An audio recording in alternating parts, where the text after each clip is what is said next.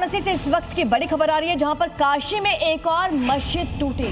200 साल पुरानी पलंग मस्जिद को तोड़ने की कवायद की जाएगी। चौड़ीकरण की जद में ये पलंग मस्जिद आ रही है, जिस पर कभी भी बुलडोजर चलते हुए आप देख सकते हैं। दरअसल रेलवे स्टेशन के पास 6 लेन है प्रस्तावित जो किया गया है, उसी का काम अब शुरू होना है और उसकी जद में ये मस्जिद आएगी। 200 साल पुरानी बताई जा रही है पलंग मस्जिद जो टूटेगी।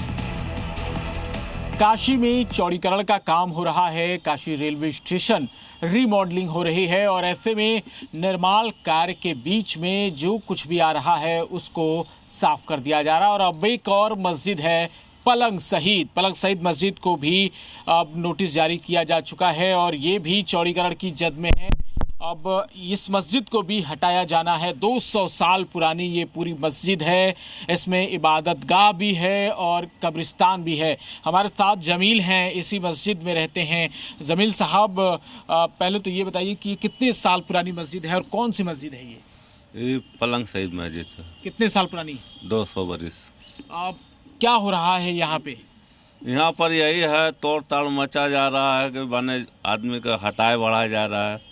अब मस्जिद को लेकर तो नोटिस आ रही है। नोटिस सब तो अभी तक कवाई है, अभी आई नहीं, एक को नहीं। लेकिन नपाई हो चुकी है। नपाई तो कभी की भई है।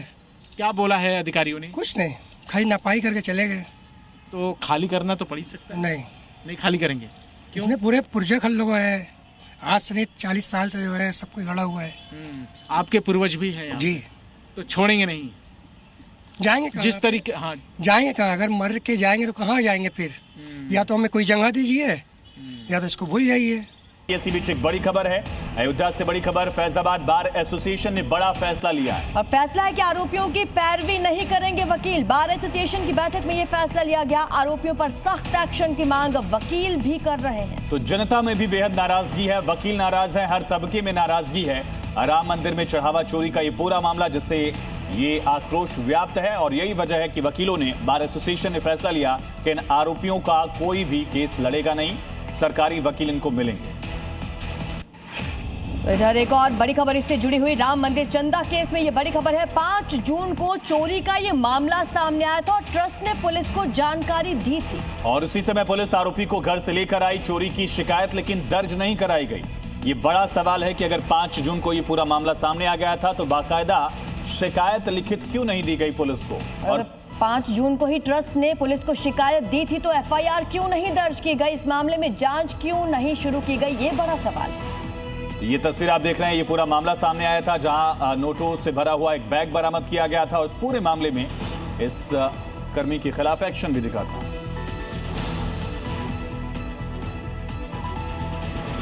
और चलिए इस मामले में अब ये भी समझेंगे कि आखिर ट्रस्ट क्यों सवालों के घेरे में आया। दरअसल चोरी की जानकारी थी तो तत्काल शिकायत क्यों नहीं की गई, ये बड़ा सवाल उठा। और आरोपी अविनाश पर कार्रवाई को लेकर ट्रस्ट आखिर मौन क्यों रहा? ट्रस्ट ने बताया क्यों नहीं कि इस आरोपी पर एक्शन हो रहा है? और 5 जून से लेकर 7 जून के बीच आखिर हुआ क्या? शिकायत दर्ज कराए जाने को लेकर देरी क्यों की गई? बरामद नकदी को लेकर आखिर एक्शन क्या लिया गया? ना तो बताया गया, ना तो कार्रवाई की गई। और अगर एक्शन लिया गया तो ये पब्लिक डोमेन में क्यों नहीं था? दूसरी तरफ ट्रस्ट के अधिकारियों की तरफ से भी कोई जानकारी सार्वजनिक नहीं की गई शुरुआती दौर में। ये तमाम सवाल हैं जिनकी वजह से अब ट्रस्ट सवालों के घेरे में है, उनसे भी सवाल किए जा रहे हैं। इसी से जुड़ी एक और बड़ी खबर है, एक नया खुलासा हुआ है। आपको बता दें 3 महीने पहले एसबीआई की एक सिफारिश सामने आई थी, ये सूत्र बता रहे हैं। तो बड़ी खबर है और इस पूरे मामले को लेकर एक और बड़ा खुलासा हुआ है। सूत्रों के मुताबिक करीब 3 महीने पहले दान चोरी की भनक लगने पर गणना कर्मियों को हटाने की सिफारिश एसबीआई ने की थी, लेकिन आउटसोर्सिंग कंपनी ने भी हटाने की प्रक्रिया शुरू करने की कवायद शुरू कर दी थी, लेकिन ट्रस्ट ने इस पर रोक लगा दिया।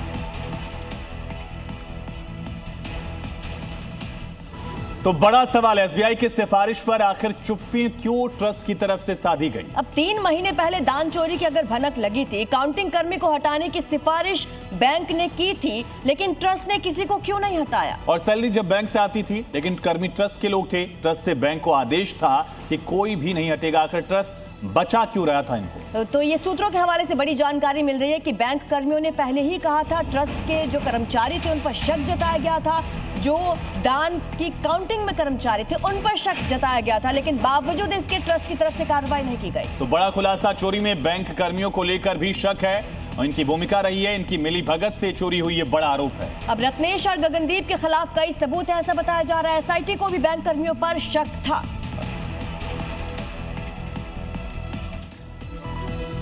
तो अयोध्या में जारी चंदा चोरी को लेकर जांच के बीच सियासी घमासान भी जारी। इसको लेकर मुख्यमंत्री योगी आदित्यनाथ ने भी बड़ा हमला बोला। क्या इस्तीफा देना किसी तरीके का कोई पनिशमेंट है? ये तो चोरी है, डकैती है, ये तो करोड़ों लोगों की आस्था के साथ खिलवाड़ है। सिर्फ इंक्वायरी नहीं होनी चाहिए बल्कि हाई कोर्ट या सुप्रीम कोर्ट के जज को इन्वेस्टिगेशन करना चाहिए। चंपत राय जी ने इस्तीफा अपने आप दिया है, उनके नैतिक दायित्व बनता था, उसे उन्होंने स्वीकार किया। और वो लोग जो चंपत राय जी के ऊपर प्रश्न चिन्ह लगाने की कोशिश करते हैं, वो अपनी गिरेबान में झांक कर देखें। इन सब राजनेताओं का इतिहास क्या है?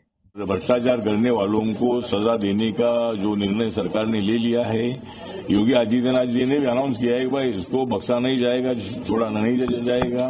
इसलिए मुझे लगता है कि इसमें जो भी दोषी है उनके ऊपर कार्रवाई करने का जो निर्णय सरकार ने ले लिया है योगी आदित्यनाथ जी ने।